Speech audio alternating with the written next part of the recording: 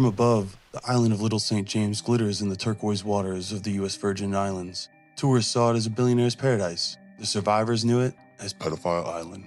Young girls arrived not by chance but by design. Private jets, the infamous Lolita Express, a Boeing 727 with Epstein's crest, ferried them in. From a nearby airstrip, helicopters delivered them to a nightmare. One survivor taken there for a photo shoot in the 2000s recalled, "I saw a dark and disturbing world. Epstein's reach touched the top of fashion, arts, and entertainment. This wasn't a resort, this was a fortress." Guards patrolled the perimeter, surveillance cameras tracked every arrival, and at the center stood a blue and white striped temple-like building, a monument to secrecy, its purpose never explained. But how does a man from a working-class Brooklyn family with no degree or legitimate business end up with a private island, a jet, and friends in high places? The answer begins long before Epstein, in the shadows where organized crime and intelligence first learned to work together.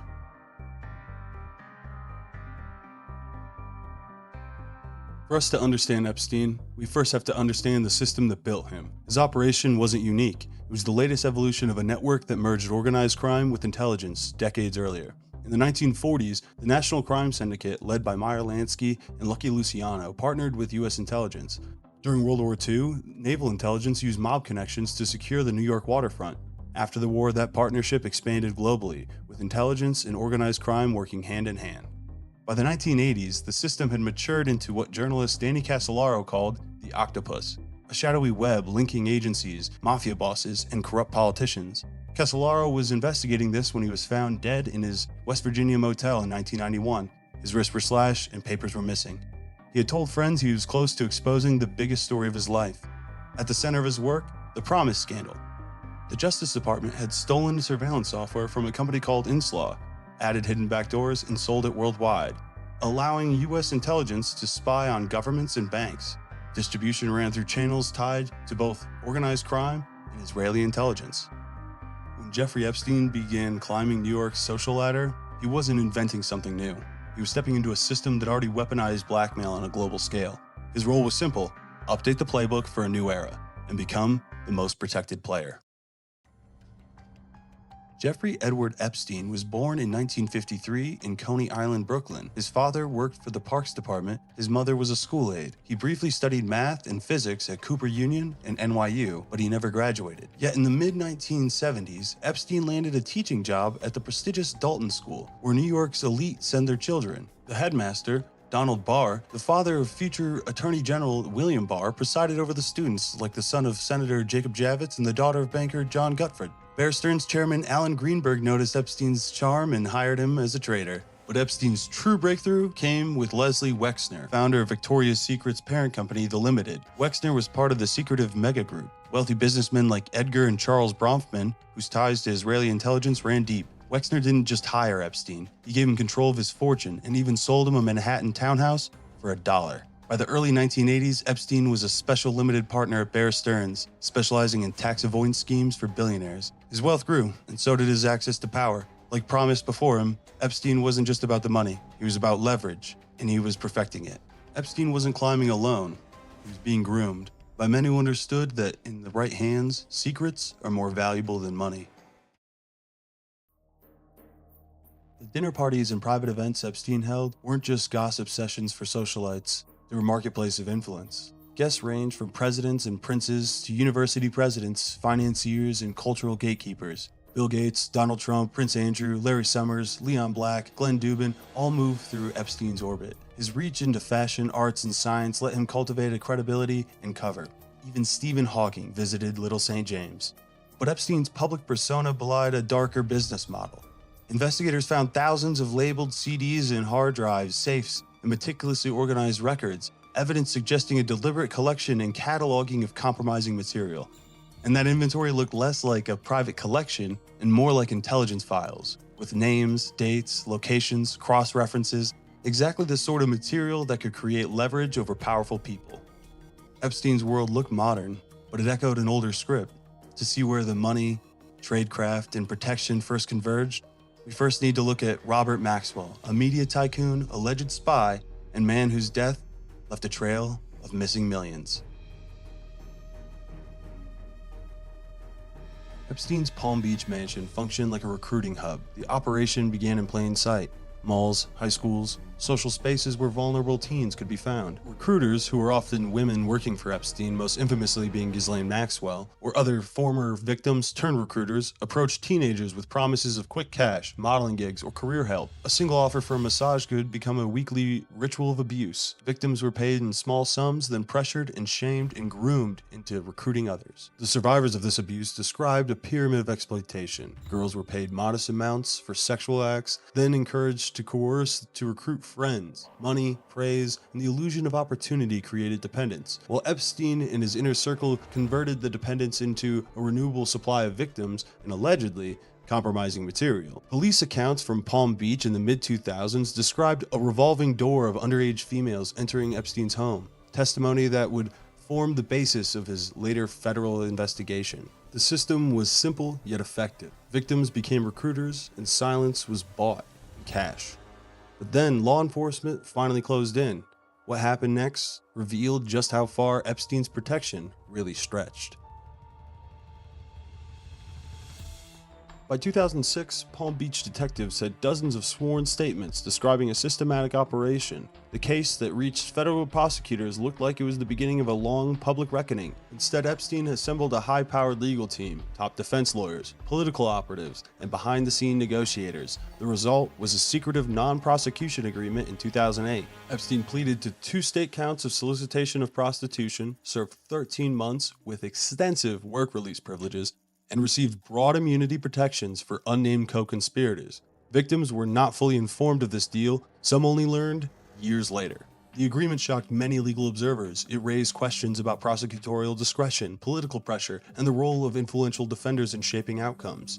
U.S. Attorney Alexander Acosta later defended the deal, but would himself face scrutiny and resignations over the handling of this case. For survivors, the message was clear: power buys protection, and the mechanisms that once distributed surveillance software and covert assets could be repurposed to shield the powerful from accountability. Justice had been reduced to a transaction. Epstein walked free, his network intact, his secrets intact. But the architecture of power he relied on wasn't new. The blueprint, written decades ago by another fixer, Roy Cohn. Here's how to cause a fuss at a gathering of American judges or lawyers or just thoughtful people. Merely say the name Roy Cohn. People will leap at you with allegations against the man going back to his association with Joe McCarthy. Some sheer invention, some true but unprovable, and a lot that's true and proven.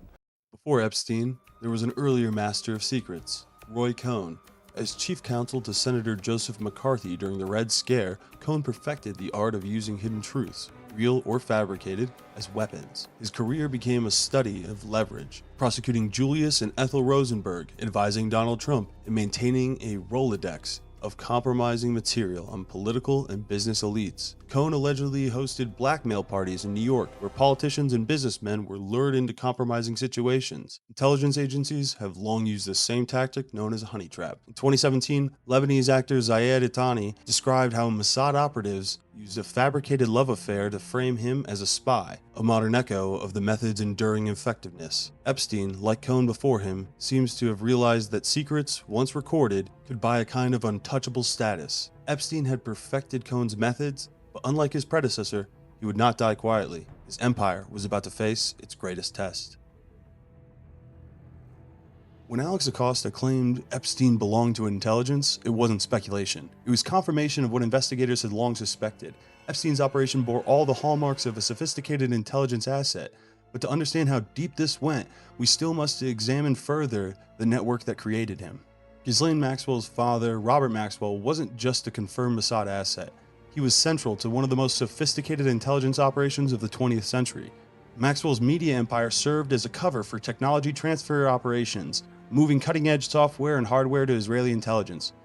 When he died mysteriously in 1991, falling from his yacht, he left behind debts of over $400 million and a daughter who inherited his intelligence connections. Ghislaine would bring those connections to Jeffrey Epstein to continue the same mission. The intelligence question became more of a certainty one. Amongst Epstein's belongings, the FBI found an Austrian passport with Jeffrey Epstein's photo, a false name, and a Saudi address. Standard intelligence tradecraft. But more telling was the thousands of labeled CDs and hard drives found in the Manhattan mansion. These weren't random collections, they were organized like intelligence files. Names, dates, locations, meticulously cataloged. In 2025, a DOJ official, Joseph Schnitt, was caught in a Project Veritas honeypot sting, admitting plans to redact Republican names from Epstein's files while throwing Maxwell a bone to keep her silent. But those files do exist. Yeah, thousands and thousands of pages of files. They'll redact every Republican or conservative person in those files, leave all the liberal, democratic people in those files. I think they visited that Maxwell person. Yeah. And also involved. Got transferred to a minimum security prison too recently, which is against BOP policy because she's a convicted sex offender. They're offering her something to keep it on shut. Are you still talking about Jeffrey Epstein? This wasn't just corruption, it echoed the blackmail tactics that intelligence services had perfected the decades earlier. Epstein's job was an access agent, collecting compromising material on the powerful for foreign intelligence services. The evidence suggests his operations served multiple masters, providing leverage for Israeli intelligence, protection for organized crime figures, and profit for himself. Epstein's blackmail operation wasn't just a criminal enterprise, it was statecraft by other means. Robert Maxwell was the conduit between Israeli intelligence and some of the most sensitive technology transfers of the Cold War era. This quote can be attributed to a former intelligence official that spoke to Whitney Webb anonymously, whose work also has been integral in making this video. This network had operated in the shadows for decades, but a groundbreaking newspaper expose was about to drag Epstein's operation into the light, threatening not just him, but everyone the system was designed to protect.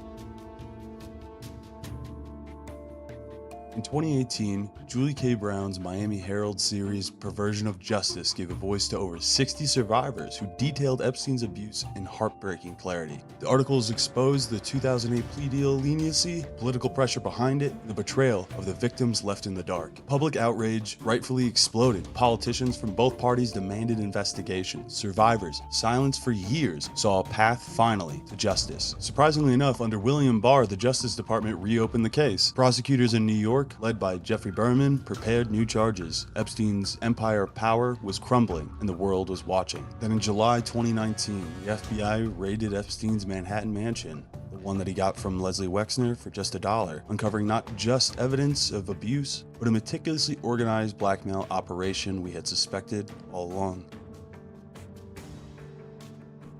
July 6, 2019, federal agents arrested Jeffrey Epstein at the Teterboro airport. He had just returned from Paris on his private jet, but luckily, this time, there was no escape. Charges, trafficking minors, and conspiracy. They were built on years of survivor testimony that was ignored the first time around. When the FBI raided his Manhattan townhouse, the picture was oh so clear.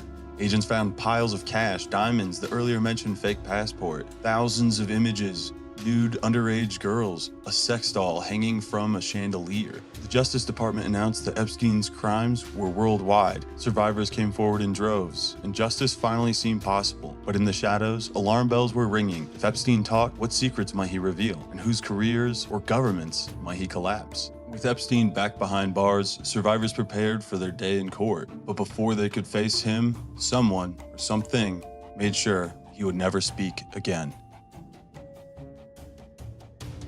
August 10th, 2019, just weeks after his arrest, Epstein was found dead in his cell at Manhattan's Metropolitan Correctional Center. The official ruling? Suicide by hanging. But the circumstances sparked immediate suspicion. Cameras outside his cell malfunctioned. Guards slept on duty and falsified logs. No photos documented the scene. The alleged sheet he used was thinner than normal, an intentional design to not allow for such an application. Famed medical examiner Dr. Michael Baden, who was there for the autopsy, concluded the injuries were more consistent with homicidal strangulation. A quote from Dr. Michael Baden on the autopsy findings: "There were burst capillaries in the eyes, greater evidence suggesting homicide." To many, it looked less like negligence and more like containment. Epstein's death meant some of his secrets died with him. The documents, flight logs, and names remained sealed. The phrase "Epstein didn't kill himself" went viral, not just as a meme, but as shorthand for public recognition. The establishment protects itself first. Ghislaine Maxwell wasn't just Epstein's companion. She was his recruiter, his organizer, and by many accounts, his accomplice. When she was arrested in 2020, prosecutors said she had lied and groomed girls as young as 14. At her 2021 trial, 4 women testified against her, leading to a 20-year sentence. Yet Maxwell's own comments hinted at a deeper truth. From prison, she claimed Epstein was murdered and suggested that explosive secrets were still being held. Meanwhile, Epstein's network of high-profile friends and accomplices, Clinton, Trump, Prince Andrew, Leon Black, Bill Gates, remain untouched. Black quietly paid Epstein $150 million for tax advice. Following the fallout from the confirmed ties, he resigned from Apollo. Prince Andrew settled Virginia Giuffre's civil suit for millions, but admitted no guilt. Trump, Clinton, and Gates denied knowing anything, despite documents, flights, and photos proving otherwise, making it look less like justice and more like a managed containment. Epstein was dead. Maxwell was in prison. But the network they had still survived. The people demanded answers, but would the powers that be ever let the full truth come to the surface? Epstein is gone. Maxwell's in prison, at least for now. Justice feels hollow. Redacted names, sealed evidence, shield the guilty. The courage of survivors sparked New York's Child Victims Act, extending time for those that were victims to seek justice.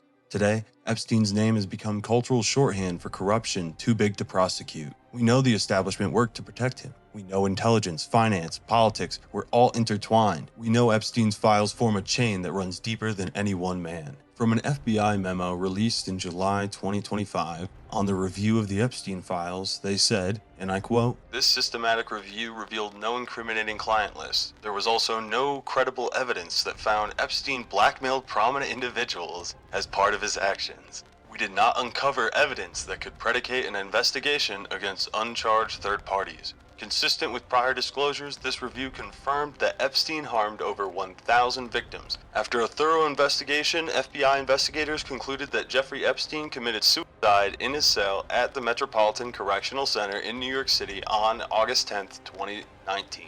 The conclusion that Epstein died by suicide is further supported by video footage from the common area of the special housing unit where Epstein was housed at the time of his death." End quote. So, we are supposed to believe that this was a lone actor that trafficked thousands of victims just for himself. The parties, the cameras, the footage, the mountains of evidence that have already seen the light of day, all just mere coincidences. The final truth of Epstein's operation may never fully surface into light, because maybe it was never meant to. Some networks are designed not to be exposed, but to survive. In the end, Epstein wasn't the beginning or the end. He was the middle, the mask over a still alive operation, still protected and still out of reach. Oh, hey, didn't see you there. Should say, or is it? Is this the end? We don't know. Tens of thousands of emails between Jeffrey and Ghislaine were leaked recently. And I feel like this kind of information needs to not be swept under the rug. One way you could do that is by sharing this video with another person, maybe liking, commenting, and subscribing. This is our first kind of foyer into a video essay format. And so if you like it, let us know and we'll do longer form versions, because I didn't want to start with a 2-hour long thing that only got 250 views. So let me know. There's so much more to this topic than just Jeffrey and Ghislaine. There's the Maxwell family as a whole. There's Les Wexner. There's obviously Donald Trump, the connections with the intelligence agencies. So if you really want to see this, make sure that you share it, comment, and all that stuff to let us know. And remember that I'm a great swimmer. I'm not sewer slider, and don't go near ledges. So keep it right.